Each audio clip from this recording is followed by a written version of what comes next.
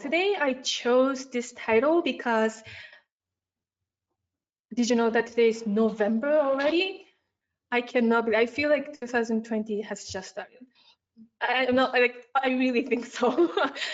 This year went so fast. But I'm really thankful because that means it was a good year, I think, I believe.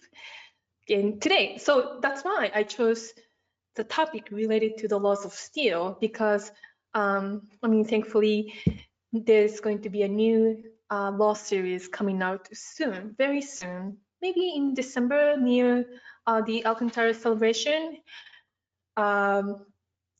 Just so you know, I don't know it either. I don't know anything about it yet. I will probably find out about it at the same time as you. And so I don't have any secrets to reveal today, sadly. If I do, I will be, yeah. Okay, so today, if you are joining our seminar today for the first time, we study Master Ryuho Okawa's great teachings. And because he's written more than 2,700 books and over 3,000 lectures on how, in essence, how to live a happier life that surpasses this world, three-dimensional world, but continues to the other world. And yeah, this is Master Okawa. This is one of the venue from New York when he gave a lecture. And this was in, I believe, in Africa. And so as you can see, he's traveled all over the world to give lectures, to meet the disciples, hoping that the attendees will become the angels, because that's his Master Okawa's strong wish for us. And this is a huge, very nice looking temple, or shoja in Japanese, in Japan, in Tokushima Prefecture. Here, have you been to this shoja? Okay.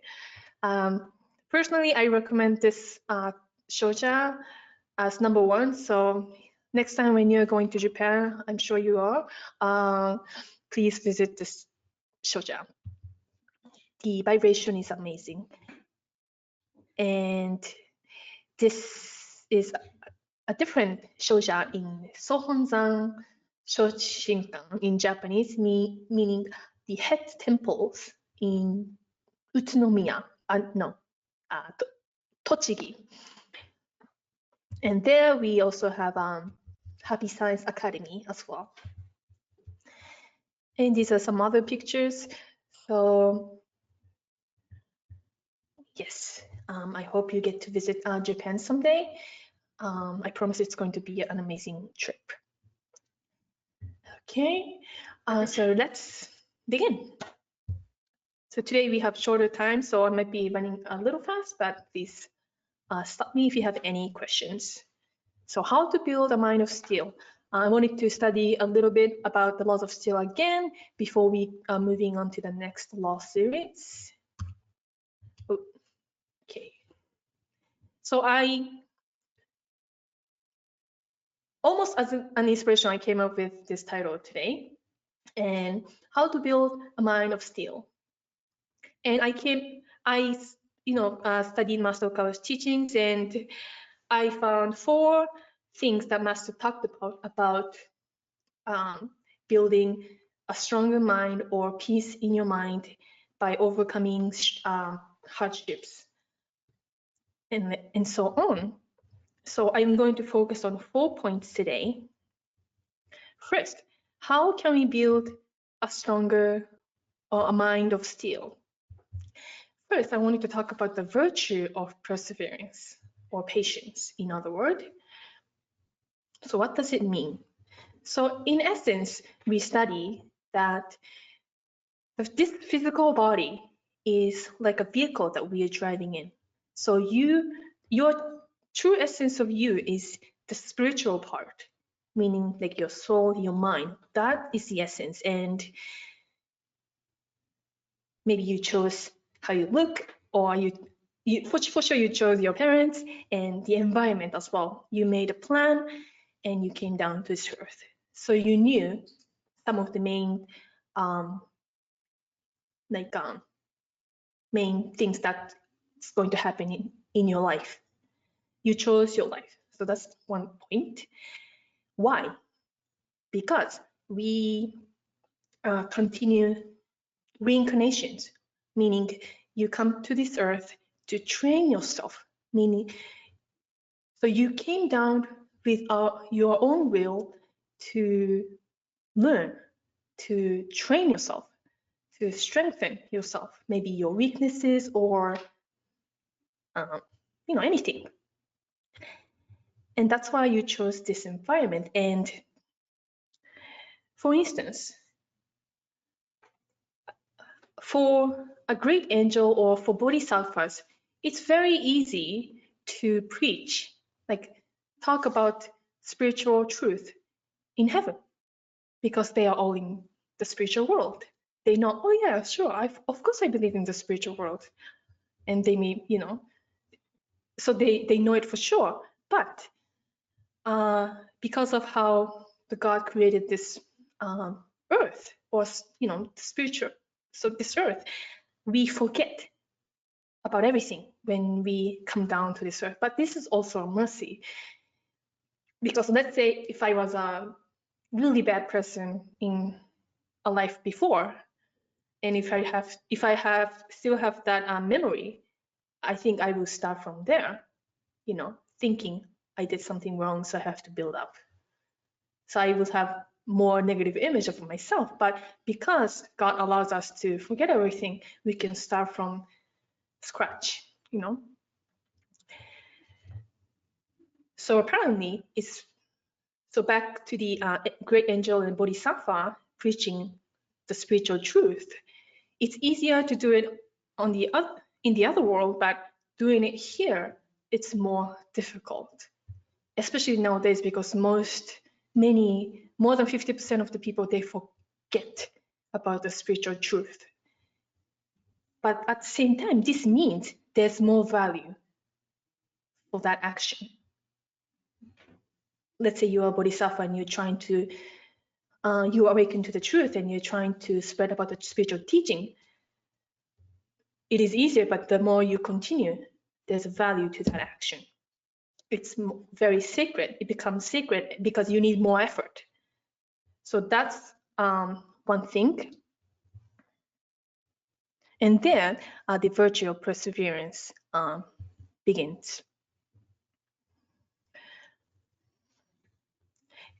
And also, so by doing something going against these three-dimensional values, you have to really train yourself. You really need to have a strong mind. And that's one way how you can train yourself. And so the time of perseverance is when your unshakable mind is tested. Sometimes people say mind is breakable. It can break. But I don't see it that way. Master also said it once, that I feel like your mind is like a it doesn't break, but it's like a bouncy something. It's hard. I can't think of a detailed example, but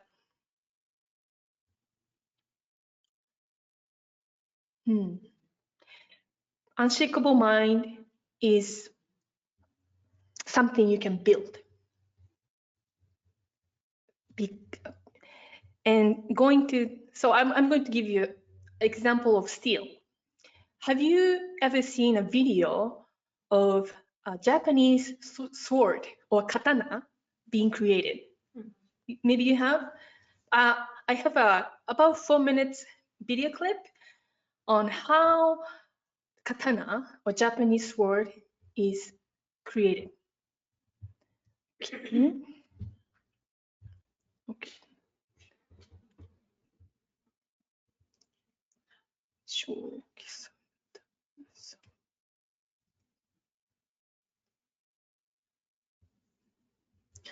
Okay, so because so Japanese, so here the sword is going to be dedicated to for the god at the shrine. So that's why they do it in a very sacred way. And so, okay, so yeah, I'm going to explain a little bit as I talk. Okay.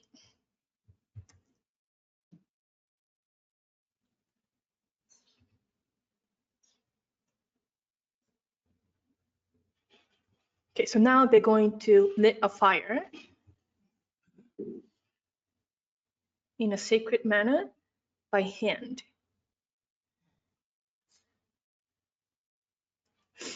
So they're wearing the Japanese Shinto clothes, which is the Japanese religion. Now they have the fire. And then now they have a platform to heat up the steel to create sword.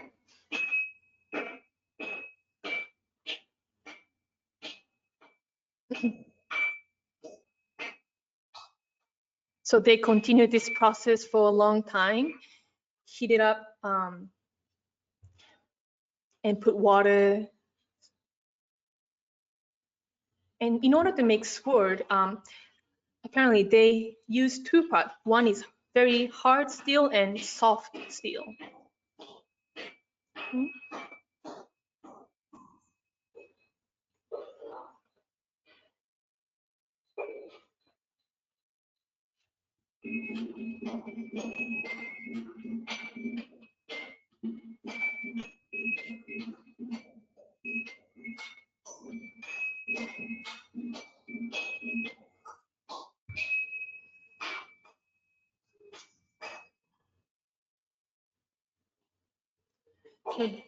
So now by punching, they created many layers, but now they're going to fold it in half to make the sword even stronger.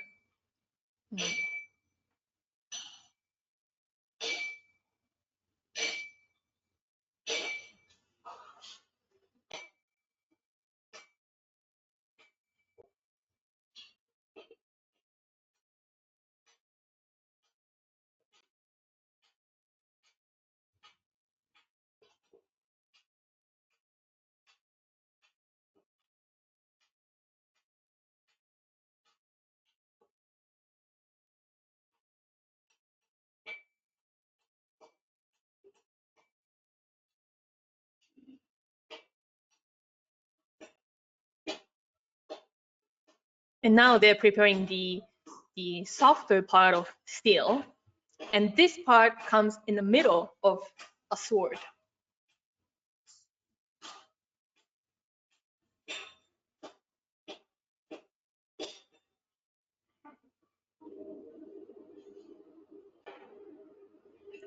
And now they're going to put the soft part of the steel in between the hard steel.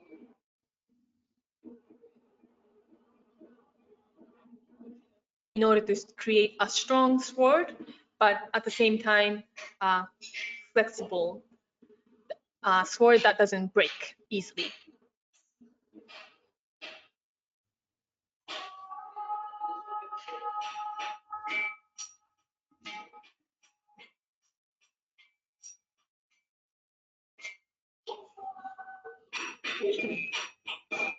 And now they are stretching it out to create a long, beautiful looking sword.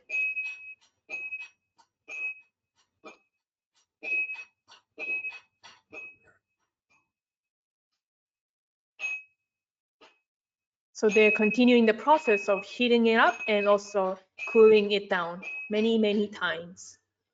Now you can see a sword is almost ready. And now he's making sure it's, straight.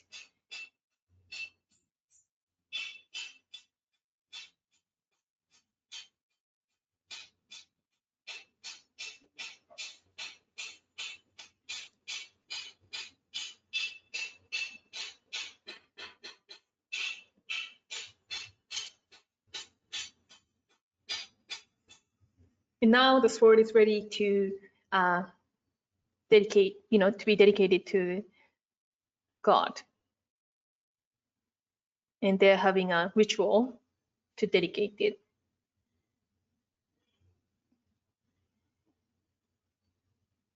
Okay. So this is how a Japanese sword is being created. Isn't it interesting? Okay, so. Of course, it wasn't just one day, right? I don't think so. Yeah, I think it takes a few days, I believe. Yeah. So I wanted to watch this together because I would like you to think your life as a steel. You are a steel, and you come down to this earth to gain experiences. But in order to strengthen yourself, you need both cold water and very high temperatures heat in order to strengthen your mind, in order to gain the unshakable mind. And Master said, in the period of perseverance, you are strengthening your steel just like a sword that is tempered in fire and water when forged. And also, when you recite the prayer to guiding spirit, you ask for the guidance to strengthen. The exact words is. You say, please refine my mind, right? So we are asking for the guidance as well. So, okay, so that was one point. Oh, okay. So the second point I wanted to talk about is bodhisattvas of compassion in disguise. What does this mean? So how do you take or see your hardships or any obstacles in your life?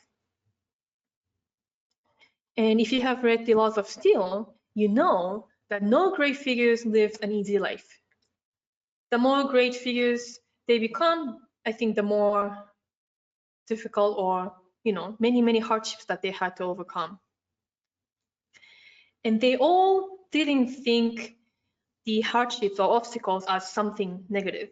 Instead, I think, if in order to truly be able to be successful or to be a greater person, we need to have the mind of gratitude towards any hardships and obstacles. Because if you don't have a gratitude, you cannot see the hardships or obstacles as something that's actually strengthening you, right?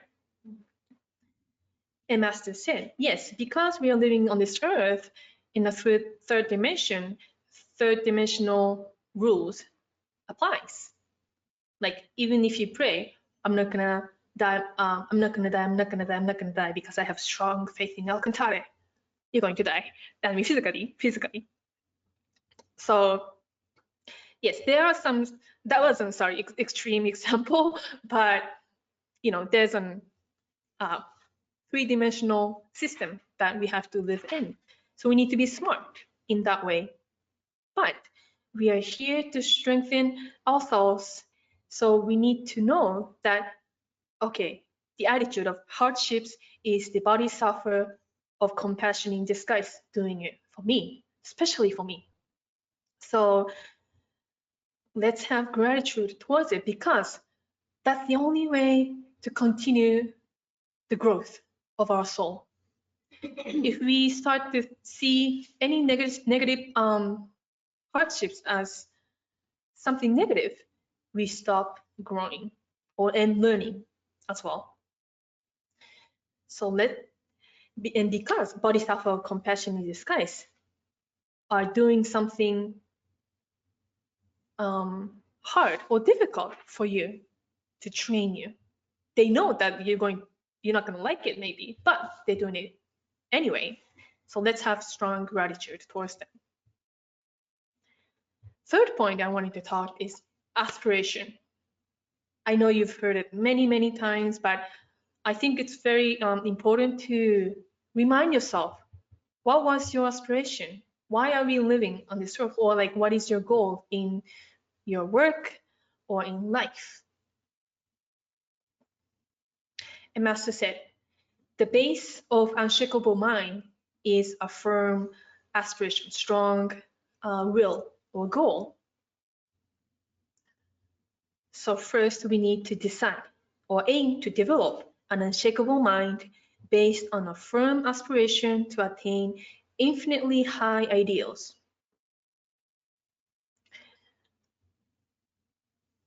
Again, because an unshakable mind develops with ideals as its foundation. For instance, I decide to become a baseball player or a softball player. But if I don't have that goal, I won't even be eating healthy or start running so that I can have a stronger body. So it's a very simple example, but just like that. So have a strong aspiration. What's your goal? The goals can be divided in 3 goals: big goals, which can be achieved within your lifetime; medium-sized goal, which can be attained in maybe 5-10 years, or a small goal that can be attained in 1 day or in a week or in a month. And thinking back that way from future to present, if we can think it that way, you can visualize what kind of ideal routine you should have. It's easy to say. I'm telling this to myself as well. It's very difficult to create something, ideal daily routine, but I think that's one way you can do it. Build an ideal routine.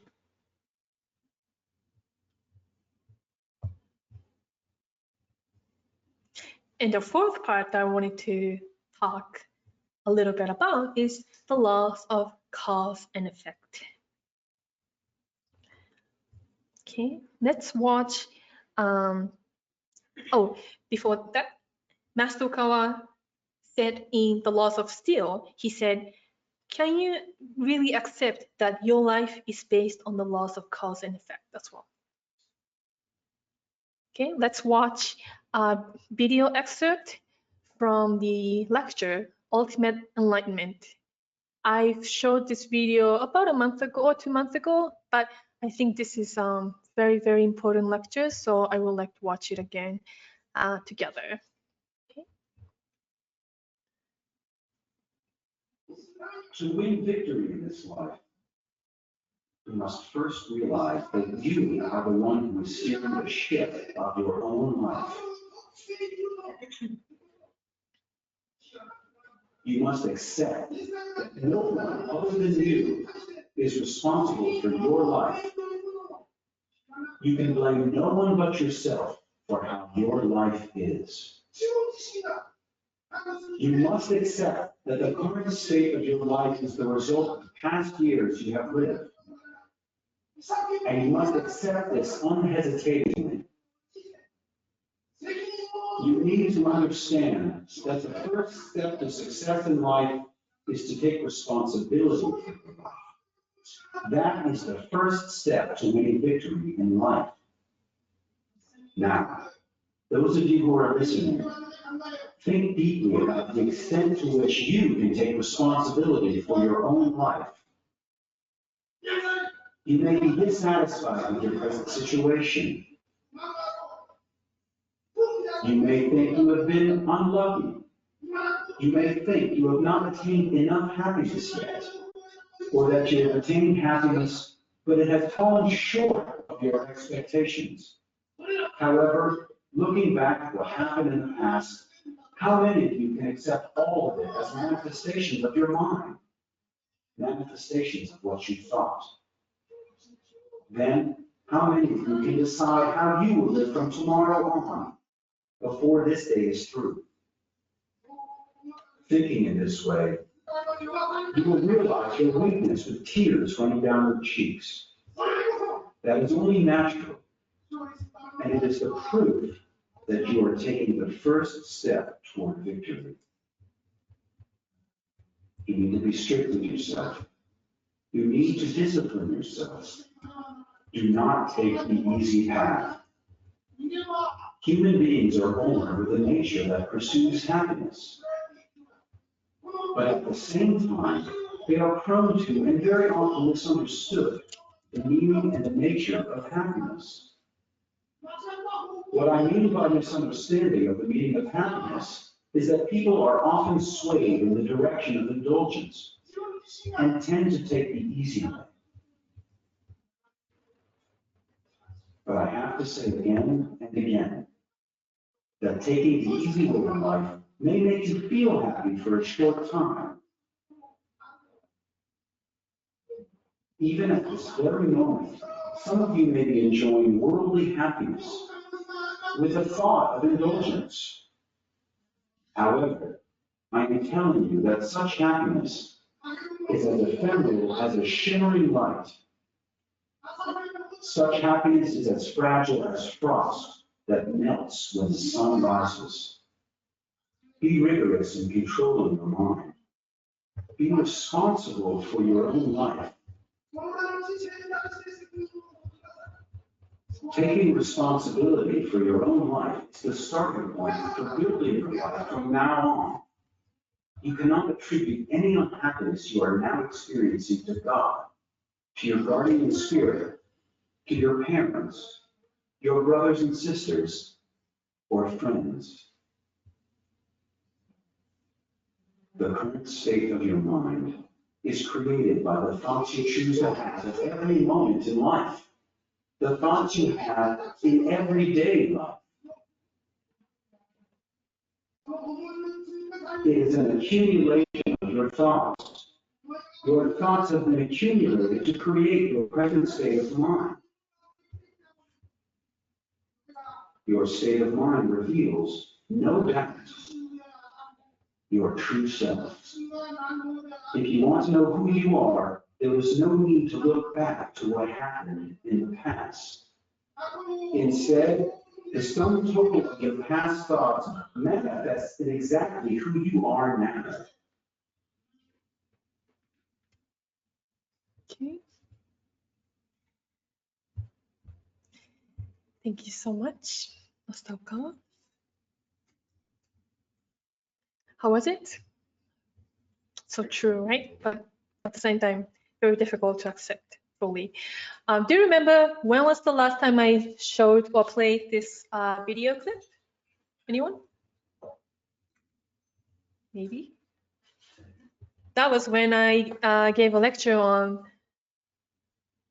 how the exorcist training one. Do you remember the title? Maybe you didn't join. So exorcist, to be an exorcist, we watched this clip because this is the way of attitude or thinking that the evil spirits or anyone or most everyone who sadly fell in hell, they don't like this way of thinking. So this is the attitude to the important attitude or important thing to know in order for us to go back to hopefully above fourth dimension. So that's when I showed it. So wow, very fast. It's already noon. Can you believe it? Maybe we're on a time machine. So yes, can you see? Yes. In order to, so we have the total control of our life, of our mind. We are the mini creator because we are part of the great consciousness, Alcantara. So you have the control. Let's build in the way we want to make other people happy. So let's accept that the law of cause and effect applies to each one of us. And starting today, let's create good cause so that we can create a better life. And one point that I wanted to emphasize is that the attitude of walk alone, even you have to walk alone, if you can believe that this is the path that you should go on, And if you have this kind of mindset and strong will to continue your path, that attitude works almost like a magic to attract the people around you. And this becomes the power to change the environment. So as Master said in the Laws of Steel, let's have confidence in ourselves. Confidence meaning like, you have Buddha nature in you. Let's have confidence in that. And as long as you have the aspiration, the goal, and never giving up spirit, because I feel like strong mind is that effort itself, that you keep running that engine towards until you reach the goal. That is actually the mind of steel, I think, the strong engine, or because you are the person who has to put the fuel, right? So that was the some points I wanted to mention today. The virtue of perseverance. Let's aim to develop an unshakable mind. And because we are in this three-dimensional world, we have to go the path of perseverance. But then bodhisattvas of compassion in disguise can be your guardian spirits, or your plan that you yourself created will be, applied to our life this time. And as long as we have this strong aspiration, that becomes the foundation of our unshakable mind.